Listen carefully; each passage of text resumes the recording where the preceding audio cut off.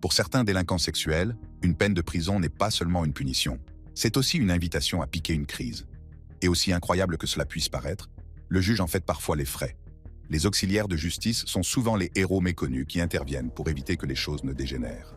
Et parfois, les délinquants ne s'arrêtent pas au juge. Ils s'en prennent même à leurs propres avocats.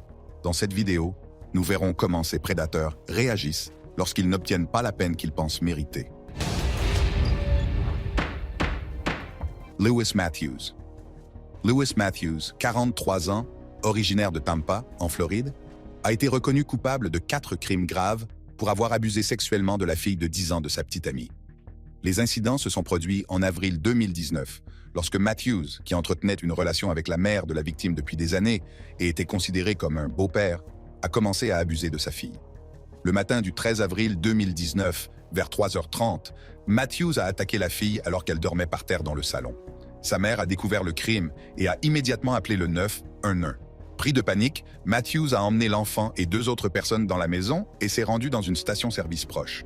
Il a acheté de l'eau de Javel, a emmené la victime dans la salle de bain et l'a forcée à se déshabiller. Matthews l'a aspergé d'eau de Javel, y compris sur ses parties intimes, dans l'espoir de détruire toute preuve. Il l'a également obligé à jeter ses sous-vêtements tachés dans la benne à ordures de la station-service. Malgré les agissements de Matthews, les enquêteurs ont trouvé des traces de son ADN sur le corps, les vêtements et les sous-vêtements de la jeune fille. La jeune fille a également déclaré aux enquêteurs qu'elle dormait lorsque Matthews s'est approché d'elle et a commencé à la toucher de manière inappropriée. Matthews a été reconnu coupable d'un chef d'accusation d'agression sexuelle, de 2 chefs d'accusation d'attouchement et d'un chef d'accusation de falsification de preuves. Il a été condamné à la prison à vie pour l'accusation d'agression sexuelle, à 25 ans pour chacune des accusations d'attouchement et à 5 ans pour la falsification de preuves. Toutes ces peines seront purgées en même temps, ce qui signifie qu'il passera le reste de sa vie en prison. Apparemment, cela ne l'a pas touché, car il a ri après avoir entendu sa sentence. Andrew Warren, procureur de l'État de Hillsborough, a expliqué à quel point il est difficile de voir une victime témoigner au tribunal des abus sexuels qu'elle a subis de la part d'une personne qui aurait dû s'occuper d'elle.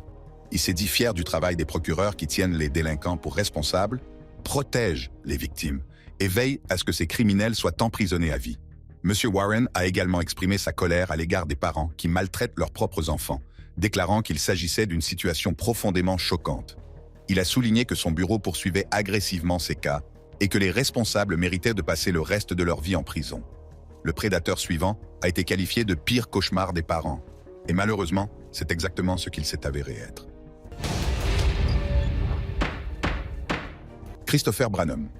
Christopher Branham, 22 ans, a été accusé d'agression sexuelle sur un enfant. L'incident s'est produit au cinéma Rialto de San Antonio, au Texas. Le 19 mai 2018, un garçon de 7 ans est allé au cinéma avec sa famille. Il a demandé à aller aux toilettes et, alors que sa mère attendait à l'extérieur, Branham s'est exhibé et a demandé à l'enfant d'accomplir un acte sexuel. Environ 15 minutes plus tard, le garçon est retourné voir sa mère et lui a raconté ce qui s'était passé. Ils sont ensuite retournés aux toilettes où le garçon a répété ce qu'il avait dit. La mère a immédiatement signalé l'agression au personnel du théâtre et a appelé la police. Le garçon a dit à la police que l'homme, Branham, était toujours dans le théâtre. Le garçon a désigné Branham comme étant la personne qui lui avait fait du mal. La police a vérifié les images de sécurité et a constaté que le garçon et Branham se trouvaient ensemble dans les toilettes pendant environ 2 minutes. Branham a été arrêté le 30 mai 2018 et accusé d'agression sexuelle aggravée sur un enfant. Sa caution a été fixée à 75 000 $, mais il a été libéré le 1er juin. Toutefois, ce n'était pas la première fois que Branham était accusé de tels crimes. Les dossiers montrent qu'1 mois plus tôt, il avait été accusé d'abus sexuels continus sur un enfant dans le comté de Bexar. Cette accusation était fondée sur un incident survenu en octobre 2014, lorsqu'une fillette de 2e année a dit à ses parents que Branham, alors âgée de 19 ans, avait abusé d'elle à plusieurs reprises. Le père de la fillette a rapporté qu'elle avait dit « Je n'aime pas Chris, il me fait faire de mauvaises choses ». Les enquêteurs de la police scientifique ont constaté que les abus s'étaient déroulés sur une période de 2 ans et que M. Branham avait montré à la jeune fille des images inappropriées sur son téléphone. Branham a été inculpé et arrêté une première fois en 2017 pour cet abus, mais a été de nouveau inculpé en avril 2018. Il n'a pas été arrêté à ce moment-là. Les abus que la jeune fille a décrits en 2014 étaient similaires à ceux que le garçon a rapporté s'être produits dans un cinéma Santikos. Après son arrestation pour l'incident de Santikos, Branham a été arrêté à nouveau le 7 juin 2018 pour les accusations du mois d'avril. Il a été libéré sous caution 2 jours plus tard. Le 19 juin 2018, lors de sa condamnation, un procureur a qualifié l'agression sexuelle du garçon de 7 ans de pire cauchemar d'un parent. Branham faisait face à 2 accusations graves d'agression sexuelle sur un enfant et a plaidé non coupable. Il a été condamné à 35 ans de prison. Le prédateur suivant ne s'est pas contenté de blesser sa victime, il lui a également ôté la vie. Granville Ritchie. Granville Ritchie a été reconnu coupable du viol et du meurtre de Felicia Williams, âgée de 9 ans, en 2014 à Tampa, en Floride. Le jour de sa mort, Felicia a quitté son domicile avec sa voisine et amie de la famille, Ebony Wiley, qui se considérait comme la marraine de Felicia. Elles ont rencontré Ritchie, qui leur a proposé de les conduire à l'appartement de sa mère. Là, Ritchie a demandé à Ebony de partir acheter de la marijuana. Après son départ, il a agressé et étranglé Felicia. Le corps de Felicia a ensuite été retrouvé dans l'eau, près du Courtney Campbell Causeway. Les enquêteurs ont découvert que les relevés du téléphone portable de Ritchie le plaçaient à proximité de la scène de crime, et que les preuves trouvées dans sa voiture, comme du sable et des feuilles, correspondaient à la scène de crime. Ritchie a été reconnu coupable de meurtre au premier degré, d'agression sexuelle et de maltraitance d'enfants, après que le jury ait délibéré pendant 4 heures seulement. Il a été condamné à mort pour ces crimes. En 2020, Ritchie a tenté de faire appel de sa condamnation à mort, affirmant que le procureur avait tenu des propos injustes au cours du procès. La Cour suprême de Floride a toutefois confirmé le verdict et la peine initiaux. Contrairement à Branham, il a fallu attendre plus de 30 ans pour que le prédateur suivant soit condamné. Joseph Ziller. Joseph Ziller a été reconnu coupable des meurtres de Robin Cornell, 11 ans, et de sa babysitter Lisa Story, 32 ans, à Cape Coral, en Floride. En mai 1990, Jeanne, la mère de Robin, est sortie pour la soirée. Lorsqu'elle est revenue le lendemain matin, elle a découvert que Robin et Lisa avaient été étouffés et agressés sexuellement. Pendant 26 ans, l'affaire n'a pas été résolue. Il n'y avait aucune piste et l'affaire était restée sans suite. Cependant, en 2016, les détectives Todd Everly et Charles Garrett ont pu établir une correspondance entre l'ADN de Ziller et la scène de crime. Ziller a été arrêté sur la base d'une accusation distincte et son ADN s'est avéré correspondre à celui des meurtriers. Le procès de Ziller a débuté en 2023, avec la sélection du jury en mai. Le procès a rappelé de forts souvenirs à une voisine des victimes, Helen Belling, qui s'est souvenue de la façon dont les meurtres avaient choqué la communauté. Au cours du procès, l'équipe de défense de Ziller a tenté de l'empêcher d'être condamné à mort. L'accusation a plaidé en faveur de la peine de mort, en mettant en avant des preuves ADN qui prouvaient que Ziller était le meurtrier. La défense, quant à elle, a fait valoir que d'autres preuves et la brutalité du crime suggéraient que quelqu'un d'autre était responsable. Le 26 juin 2023, Ziller a été condamné à mort par le juge Robert Banning. Cela s'est produit peu après que Ziller ait donné un coup de coude au visage de son avocat, Kevin Shirley, au tribunal. Ziller avait également fait des gestes grossiers et crié sur le jury pendant son témoignage.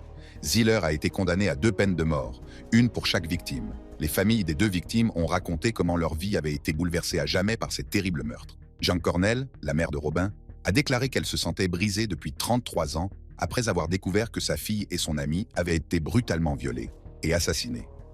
L'avocat de M. Ziller, Kevin Shirley, a déclaré qu'il prévoyait de faire appel de la sentence.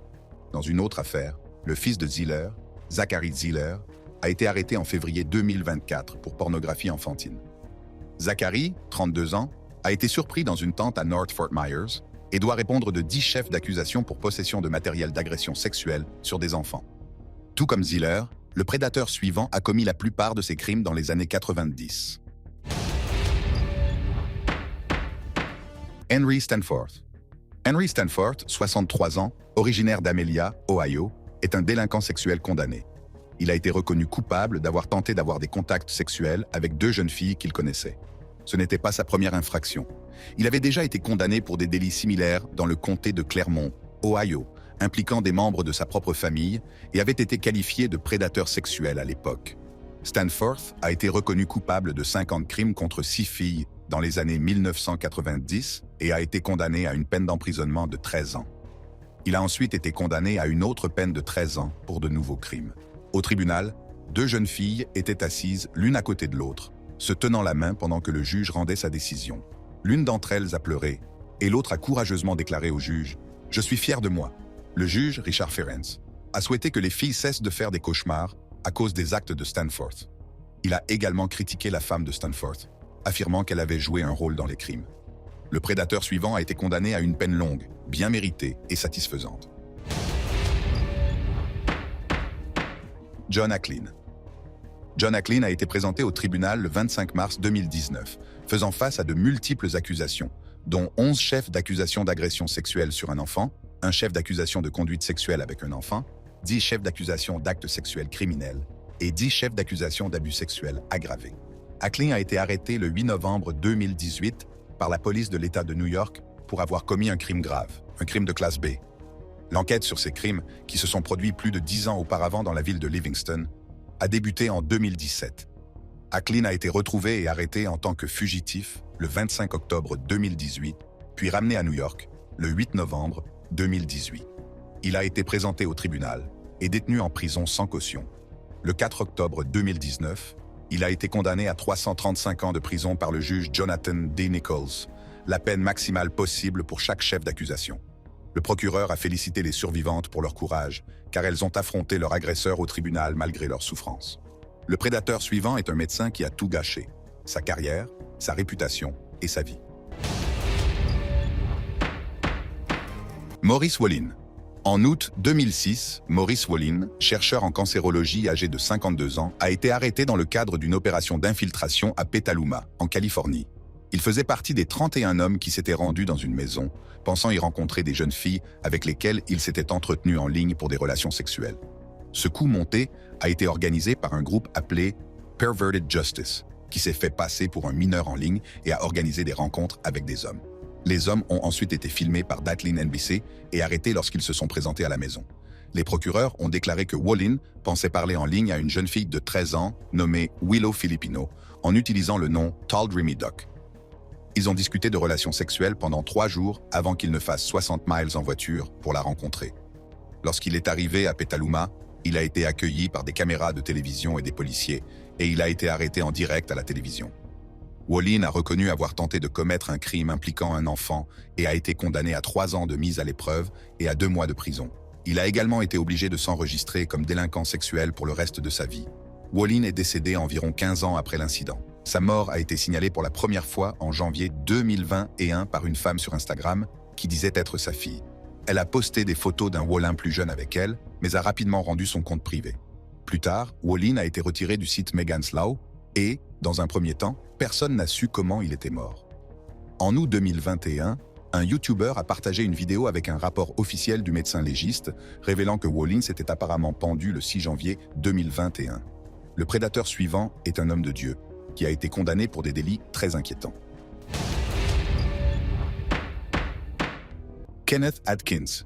Kenneth Atkins, pasteur et consultant politique de Brunswick, Géorgie, a été arrêté en 2016 pour détournement de mineurs. L'affaire concernait des allégations d'un ancien adolescent membre de l'Église qui affirmait qu'Atkins avait eu une relation sexuelle avec lui et une jeune fille de l'Église âgée de 15 ans, 7 ans auparavant. Un jury a reconnu Atkins coupable de 8 chefs d'accusation liés à l'agression d'enfants. À l'époque des faits, Atkins avait 50 ans et les 2 adolescents 15 ans. En Géorgie, l'âge légal du consentement est de 16 ans. Au cours du procès, l'avocat d'Atkins, Kevin Goog, a tenté de contester les preuves en remettant en cause la chronologie des faits et en faisant valoir que les adolescents étaient majeurs. Il a également suggéré que les allégations de l'accusateur masculin pouvaient être motivées par des questions d'argent ou des problèmes personnels. Atkins a nié tout acte répréhensible et a affirmé que toute activité sexuelle avec les adolescents, si elle a eu lieu, était consensuelle. Charlotte Stormy Atkins, la femme d'Atkins, l'a défendu en disant qu'ils avaient encadré le jeune homme qui l'accusait et qu'ils pensaient qu'il serait blanchi de tous les chefs d'accusation. Elle s'est également inquiétée de la santé mentale de l'accusateur, car il l'avait traité comme un membre de leur famille. Atkins a été condamné à 35 ans de prison le 25 avril 2017. En raison de ses antécédents et des lois strictes de la Géorgie en matière de condamnation, il sera également soumis à une période de probation pour le reste de sa vie. La carrière d'Atkins en tant que consultant politique a été marquée par des critiques acerbes à l'égard de ses adversaires. Il a été critiqué pour ses opinions républicaines tranchées et ses commentaires controversés, en particulier sur les personnes LGBTQ+. Le prédateur suivant est peut-être le pire de cette liste. Ces crimes sont parmi les plus fous que vous entendrez jamais. Christopher Sena. Christopher Sena a été condamné pour des crimes sexuels graves impliquant ses 7 enfants, leur mère, leur belle-mère et même le chien de la famille. Les abus ont duré 12 ans et ont été découverts en 2014 lorsque la police a perquisitionné son domicile près de la base aérienne de Nellis. Au tribunal, Terry, son ex-femme, a déclaré que les abus avaient commencé dans les années 1990 avec sa sœur de 12 ans. La plupart des victimes de Sena étaient des membres de sa famille, mais il demandait aussi à ses enfants d'amener leurs amis pour qu'ils puissent également abuser d'eux. Sena a été reconnu coupable de nombreux chefs d'accusation, notamment de maltraitance d'enfants, et a été condamné à 60 peines de prison à vie en mai 2019. Il a été reconnu coupable de 95 des 120 chefs d'accusation retenus contre lui et pourra bénéficier d'une libération conditionnelle après avoir purgé 341 ans de prison. Sena a notamment torturé sexuellement ses propres enfants et d'autres membres de sa famille pendant une décennie. Il doit répondre de plusieurs chefs d'accusation, notamment d'agression sexuelle sur mineurs, d'inceste, d'utilisation d'un mineur pour la production de matériel pornographique, d'obscénité avec un enfant de moins de 14 ans et de maltraitance d'enfants. Les ex-épouses de Sena, Deborah Sena et Terry Sena, ont également été inculpées et envoyées en prison pour leur implication. Elles ont accepté de témoigner contre lui dans le cadre d'accords avec les procureurs. L'une des victimes de Sena, aujourd'hui adulte, a déclaré que Sena avait installé des caméras autour de la maison et qu'il les surveillait en permanence. La victime a également déclaré que Sena contrôlait ses femmes et ses enfants en recourant à la peur et à la violence. Si elles ne faisaient pas ce que Sena leur demandait, elles étaient battues ou agressées sexuellement dans leur maison. Deborah Sena, l'une de ses ex-femmes, a déclaré à la police que Sena l'avait forcée à avoir des relations sexuelles avec l'un des enfants. Le prédateur suivant est tout aussi terrible que Sena, voire pire. Anthony Guadalupe. Anthony Guadalupe était enseignant dans les écoles de Chapel, dans le comté de St. John's, en Floride. Il a été inculpé de plusieurs chefs d'accusation d'abus sexuels sur des enfants en 2022. Il a été arrêté en juillet 2022 après qu'un père a remarqué que sa fille remontait ses sous-vêtements dans la salle de classe. Guadalupe a d'abord été inculpé d'un chef d'accusation d'attouchement obscène et lascif sur un enfant de moins de 12 ans. Johns County a découvert que 7 autres enfants avaient été victimes d'abus sexuels de la part de Guadalupe. Il a alors été inculpé de 12 chefs d'accusation d'attouchement obscène et lascif et de 2 chefs d'accusation d'exhibition obscène. L'affaire contre Guadalupe a été montée sur la base d'une vidéo de surveillance de sa classe qui montrait ce que les autorités ont qualifié de mauvais traitement à l'égard d'un enfant de 4 ans. La vidéo montrait Guadalupe touchant les parties intimes d'élèves, mettant des enfants sur son aine et en faisant rebondir d'autres sur ses genoux. En octobre 2023, Guadalupe a admis pour la première fois avoir commis 14 agressions sur des enfants. Il s'est ensuite ravisé et a plaidé non coupable pour de nouvelles accusations d'agression. L'avocat de Guadalupe a fait valoir qu'il souffrait d'une maladie mentale au moment des faits et qu'il n'était peut-être pas pleinement conscient de ses actes. L'avocat a souligné que Guadalupe souffrait de plusieurs problèmes de santé mentale, tels que la schizophrénie, l'autisme, la dépression et l'anxiété. Un jury a reconnu Guadalupe coupable de 12 accusations d'attouchement, d'une accusation de tentative d'attouchement et de 3 accusations d'avoir commis un acte illégal. Il a été condamné à 70 ans de prison pour avoir abusé d'un mineur et à 15 ans de plus pour la tentative d'abus. Ces peines seront purgées en même temps. Une fois libéré, Guadalupe sera soumis à une probation à vie en tant que délinquant sexuel et sera inscrit dans le registre des délinquants sexuels. L'entrée suivante est horrifiante parce que les crimes ont été commis par un officier de police. Geoffrey Parker. Geoffrey Parker est un ancien officier de police d'Akron, dans l'Ohio, qui a été condamné pour des accusations liées à du matériel pédopornographique. Il a plaidé coupable de plusieurs chefs d'accusation, dont 3 chefs d'inculpation pour diffusion de matériel à caractère sexuel impliquant un mineur, 3 chefs d'inculpation pour utilisation illégale d'un mineur dans du matériel à caractère sexuel et d'autres chefs d'inculpation. Parker a été inculpé en août 2024 après que le bureau d'enquête criminelle de l'Ohio a trouvé une photo nue d'une fillette de 4 ans qui avait été envoyée à une application de chat. La photo a permis de remonter jusqu'à Parker. Il a également été reconnu coupable d'avoir pris des photos de lui nu avec des enfants. Parker a été arrêté par le BCI de l'Ohio le 16 août 2024 et emmené à la prison du comté de Summit. Il a bénéficié d'un congé sans solde et a ensuite quitté son emploi au sein de la police d'Akron. Parker était accusé de harceler des enfants en partageant des séquences sexuellement détaillées d'eux en train de faire des actes sexuels et en prenant des photos d'un enfant qui ne portait aucun vêtement. Après avoir mis la photo en ligne, il a reçu en retour d'autres photos d'enfants nus.